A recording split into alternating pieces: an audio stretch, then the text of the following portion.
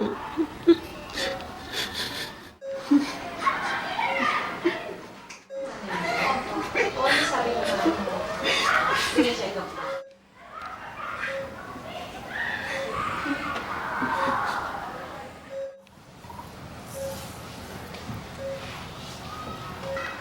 Ilagan, kamusta po breathing ni tatay? Nahihirapan po siya. Nahihirapan huminga? Sige, check natin na.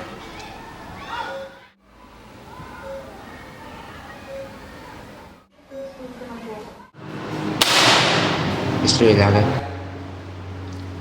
your father has pneumonia. It could be COVID. Now, in the case na COVID nga siya, I will say this na, wala kaming space dito sa hospital. So what I need you to do is to pre-order a lot of oxygen tanks. Kasi sobrang bilis makaubos ng natin ng oxygen. And yung maubos kagad yung supply namin, we need to transfer it to another hospital. Wala pong pera. Malaki po basta sa gamot. I'm sorry, Mr. Ilagan. We have to find a supplier immediately. Kumaya na yung sakit ng tao.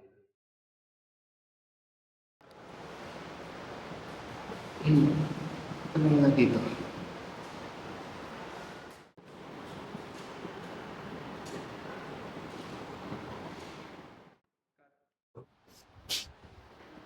Ano sir?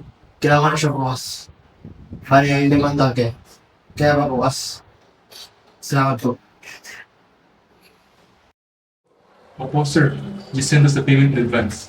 Kami na bahala. Ayos. Pwede pa pakita ng produkto? Ano naman, sir? Ito. Picturean ko nga, tapos ang gusto.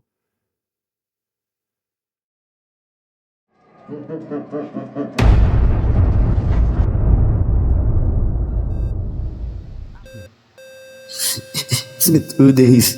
The delivery never came. My father had to transfer to a charity hospital. But he didn't make it.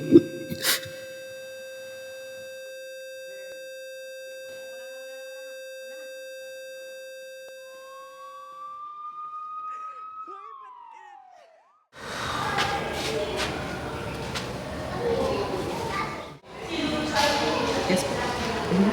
Okay.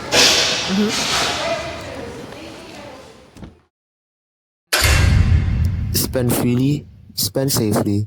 RA 11967, Internet Transactions Act of 2023, prioritizes consumers' protection, safety, and rights.